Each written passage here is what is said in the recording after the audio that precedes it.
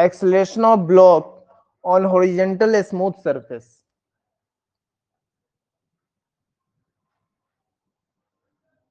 ये किसी सरफेस पे है, ये सरफेस है और ये सरफेस जो है दिया हुआ है स्मूथ दिया हुआ है और इसका मास जो है m दिया हुआ है और इसको पुल किया जा रहा है, पुल किया जा रहा है हॉरिजॉन्टल f।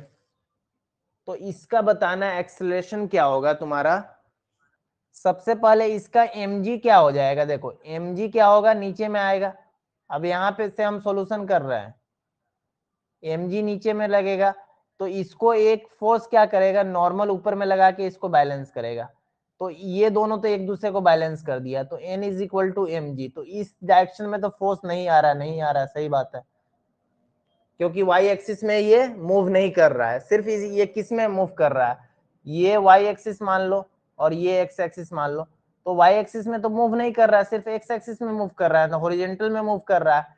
तो हॉरिजॉन्टल के लिए क्या लग रहा है, हॉरिजॉन्टल में फोर्स क्या लग रहा है, force is equal to force है और ये टोटल मास क्या है, इसका मास m है और एक्सेलरेशन कोई मान लेते a होगा।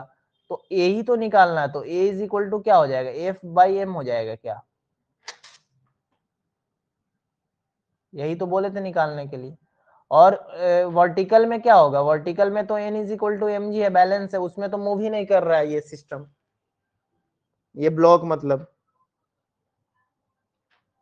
is acting at angle theta to the horizontal upward। अब इसको अपवार्ड बोल रहा है तो इसमें कहने का मतलब है, क्वेश्चन देखो ये कंडीशन लिखो इसको,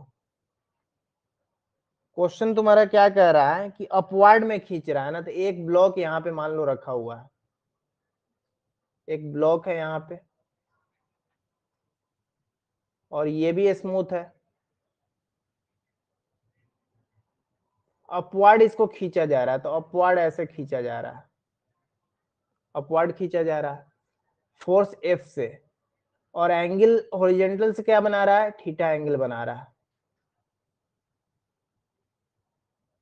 देखो अपवार्ड बोला है ना, अपवार्ड खींचा जा रहा है, तो इसका भी मास m दिया हुआ है, तो इसका एक्सेलरेशन बताओ तुम लोग।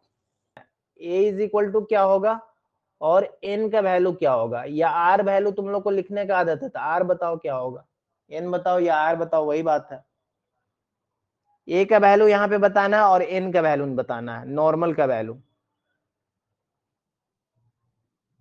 यहाँ इसका कंपोनेंट तोड़ो, मान लो फोर्स ऐसे लग रहा है, फोर्स ऐसे है और ये क्या कर रहा है, हॉरिजॉन्टल से बना रहा है थीटा एंगल, तो ये क्या हो जाएगा, एफ कॉस थीटा हो जाएगा, इस डायरेक्शन में आएगा, एक एफ साइन थीटा ऊपर वाले डायरेक्शन में आएगा।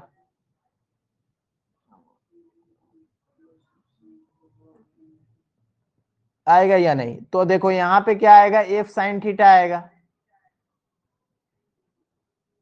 और यहाँ पे क्या आ जाएगा, एफ कॉस थीटा आ जाएगा।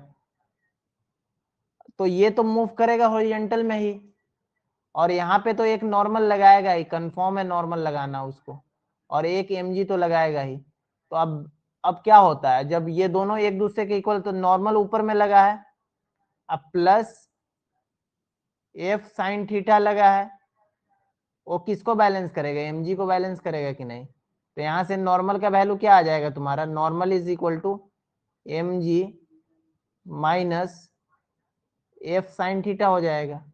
अगर एक्सेलरेशन पूछा जाए तो एक्सेलरेशन के लिए क्या होगा, सिर्फ यही रिस्पॉन्सिबल होगा, तो force is equal to mass into acceleration होता है। तो फोर्स यहाँ पे क्या लग रहा है, एफ कॉस थीटा लग रहा है, क्योंकि चलेगा तो इसी डायरेक्शन में ना, तो F cos theta is equal to mass into acceleration.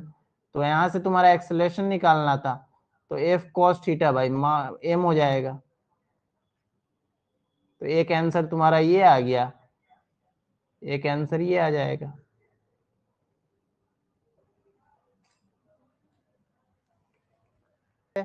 Surface है, यहाँ पे ब्लॉक दिया हुआ है और स्मूथ सरफेस ही है, ये क्या है, स्मूथ ही है। अभी तो फ्रिक्शन पढ़ा ही नहीं रहता, स्मूथ ही मानना ही है। और यहाँ पे बोल रहा है डाउनवर्ड में फोर्स लगा रहा है, तो डाउनवर्ड में फोर्स ऐसे लगा दिया। अब डाउनवर्ड में फोर्स लगा रहा है, और ये एक्सेलरेशन क्या होगा, नॉर्मल क्या होगा। ये तुम्हारा ब्लॉक है, ये टोटल ब्लॉक से तुम्हारा बना रहा है, ये ब्लॉक है तुम्हारा, जिससे ये फोर्स यहाँ पे है, फोर्स का एंगल दिया हुआ है ये। देखो यहाँ पे ध्यान देना है, यहाँ पे ब्लॉक पे कैसे लग रहा है फोर्स, ये समझ लोगे तो हो जाएगा। ब्लॉक पे फोर्स ऐसे लग रहा है, ये तुम्हारा ब्लॉक है ना, यहाँ पे फोर्स कैसे लगा,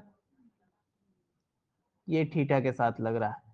तो इसके साथ कंपोनेंट लोगे तो ये फोर्स तो क्या आएगा, नीचे की तरफ लगेगा, ये कंपोनेंट यहाँ पे आएगा मान लो ऐसे, तो ये नहीं, तो ये क्या हो जाएगा, एफ कॉस थीटा हो जाएगा क्या, और इसके परपेंडिकुलर में तो इधर ही फोर्स लगेगा इस डायरेक्शन में, तो ये क्या हो जाएगा तुम्हारे एफ साइन थीटा हो जाएगा क्या, नीचे डायरेक्शन है तो नीचे ही लेंगे।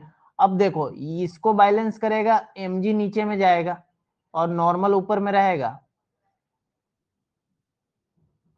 तो नॉर्मल इज इक्वल टू क्या हो जाएगा, एफ का एफ कॉस थीटा नीचे में आ रहा है ना, तो नॉर्मल यहां से क्या आ जाएगा, normal is equal to mg plus F cos theta. F cos theta क्यों जोड़ रहे हैं, क्योंकि देखो डायरेक्शन इसका ये नीचे की तरफ फोर्स लग रहा है, तो ये भी कंपोनेंट तो नीचे ही जाएगा, तो mg plus F cos theta.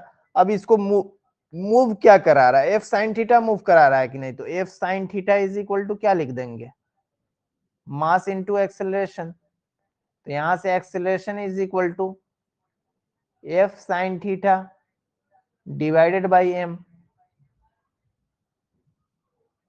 अब यहाँ पे हम क्या किए हैं, ये वर्टिकल से एंगल बना दिए हैं, देखो यहाँ पे वर्टिकल से हम बना दिए हैं, यहाँ इस क्वेश्चन में वर्टिकल से बना दिए हैं, समझ रहे हो, वर्टिकल से हम थीटा बनाया, हॉरिजॉन्टल से नहीं बनाया है। यहाँ पे चेंज कर लो, इस क्वेश्चन में हम वर्टिकल से बना दिए हैं, वर्टिकल से बना दिए। अब चौथा केस में हॉरिजॉन्टल से बना के दिखा देते हैं कैसे आएगा। हॉरिजॉन्टल तुम्हारा, और ये फोर्स लग रहा है, और ये जो एंगल बना रहे ये थीटा है अब, और ये फोर्स तुम्हारा नीचे ही की तरफ है, डाउनवर्ड में ही है। तो यहाँ पे कंपोनेंट जब तोड़ोगे ये स्मूथ ही है, और यहाँ पे कंपोनेंट टूटेगा तो कैसे टूटेगा, एफ कॉस थीटा हो जाएगा, और ये कंपोनेंट ऊपर से नीचे ही की तरफ अभी भी रहेगा क्योंकि नीचे की तरफ डाउनवर्ड है, और ये एफ साइन थीटा हो जाएगा।